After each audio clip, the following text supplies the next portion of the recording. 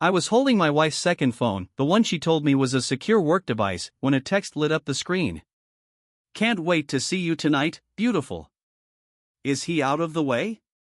My name is David Miller, and in that moment, our $2 million penthouse, her Fortune 500 title, and our 15-year marriage turned to dust. But first things first. It all started when she began calling our marriage a low-priority asset. How does a man go from believing he has the perfect life to finding a burner phone full of proof it was all a lie? My wife, Elena, wasn't just successful, she was a force of nature. The youngest partner at her venture capital firm, she wore her ambition like her signature Chanel blazers impeccably. We lived in a sleek Chicago high-rise. I ran my own architectural visualization studio from home, a flexible setup we'd agreed on so I could hold down the fort. I was proud of her. I bragged about her. I catered to her brutal schedule, cold dinners reheated, vacations postponed for just one more closing. Our love felt like a partnership. Or so I told myself. The shift was glacial. So subtle I coded it as stress. Our conversations started sounding like her investor memos. I'd say, "I miss you," and she'd reply, "Let's circle back on that during our scheduled connection time this weekend." Scheduled connection time. She literally put date with David in her calendar, and sometimes even that got moved. She bought a sleek, black smartphone. The firm mandates it for sensitive deals. Biometric locks, the whole thing. She'd place it screen down, always. When I joked about it, she smiled thinly. "A girl's gotta have some secrets, darling. It's probably just new lingerie."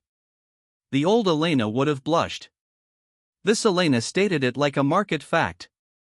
She started framing my support as her charity. "You're so lucky you can have this creative, low-pressure life," she said over dinner one night. "I've built a structure that allows for that."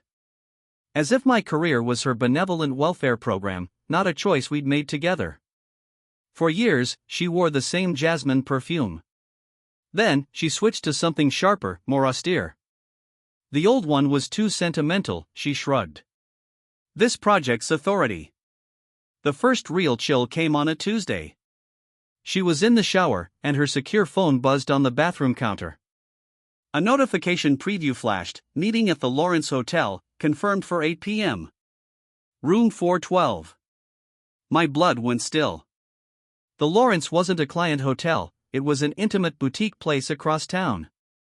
She emerged, wrapped in steam and a towel. "Client dinner," she said automatically, catching my glance at the phone. "High stakes. Need to wine and dine a retiring CEO. He's old school." Her explanation was too smooth, too ready. I nodded, the seed of doubt now a cold, hard stone in my gut. I became a silent investigator. I checked shared credit cards, nothing. I noted her mileage, plausible. The tension was a living thing in our apartment. Then, the slip. She was traveling to a portfolio review in Boston. As she rushed out, her sleek laptop, her personal one, was left behind, charging under the console table. She never forgot that laptop. Never. My hand shook as I opened it. Password? I tried variations of our old inside jokes, our wedding date. Denied. Then, on a desperate whim, I typed in the name of her first startup, the one that had failed. The one she never talked about. The desktop unlocked. I wasn't a hacker. I just opened her email. There, pinned at the top, was a chain with a man named Marcus Thorne. The preview of the latest email read, Attached are the divorce attorney recommendations we discussed. Once David is served, we can accelerate the merger. Can't wait to finally be seen with you. Merger. The word she used for acquiring companies. I clicked. Attachments were PDFs from high-end divorce lawyers. A spreadsheet listed our assets, my studio's valuation purposefully lowballed, my inherited cabin listed as marital property. A timeline, Phase 1, emotional distancing. Phase 2, financial repositioning. Phase 3, legal initiation.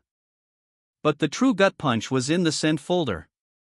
An email from Elena to Marcus, sent a week prior. He's becoming emotionally needy. Questioning my travel. It's tedious. I've started comparing him to a well-trained pet in public. It establishes the narrative of his instability and my patience. He'll crack soon, and we'll have our grounds. I sat there, the glow of the screen the only light in the dark room. I heard her voice saying those exact words at a charity gala just days ago. David's my rock, so low maintenance, like a perfect pet. People had chuckled. I'd forced a smile. Now, I felt the bile rise. It wasn't a cruel joke. It was a strategy. A boardroom tactic applied to our marriage. The emotional tension peaked not in a scream, but in a suffocating, silent vacuum. The woman I loved was conducting an exit strategy, and I was the liability on her balance sheet. I didn't confront her. Not yet. The shock hardened into a cold, clear resolve. If this was a negotiation, I would no longer be the unprepared party. I took photos of everything with my own phone. I forwarded key emails to a secure account. I closed the laptop, placing it exactly as it was. I then called my oldest friend, a lawyer. Ben, I said, my voice eerily calm. I need a shark. Elena's planning a hostile takeover. I moved first. While she was in Boston, I filed for divorce citing irreconcilable differences. I had my lawyer serve her at her hotel. The subsequent phone call was pure, unfiltered Elena. Not heartbreak, but fury at my insubordination. She threatened, she belittled, she finally offered a generous settlement to go quietly. I played my one card, reading a single line from her email about the well-trained pet narrative. The silence on the line was the most honest sound I'd ever heard from her. The fight was brutal and expensive, but the evidence of her premeditated financial manipulation and intent to defraud, thanks to that spreadsheet, gave me leverage. I walked away with a fair share, my studio intact, and my dignity.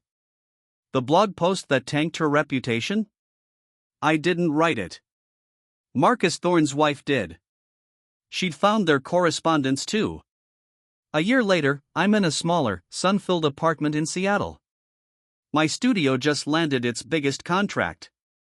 Last week, I had dinner with a woman who listens when I talk, whose laugh isn't a calculated social tool. My phone buzzed. An unknown number. A text, David. It's Elena. I made a catastrophic error. Can we talk? I deleted it. Not with anger, but with the quiet finality of closing a book you've already finished. They say love is blind. But sometimes, it's not blindness, it's the willful refusal to see the person you love as a capable adversary. The moment I stopped being her supportive husband and started being my own advocate was the moment I got my life back. So I ask you, has anyone else out there realized they were just a line item in someone else's life plan? When did you know it was time to stop being a partner and start being your own priority? Share your story below. Sometimes walking away isn't an act of defeat. It's the first, bravest step toward winning your own life back.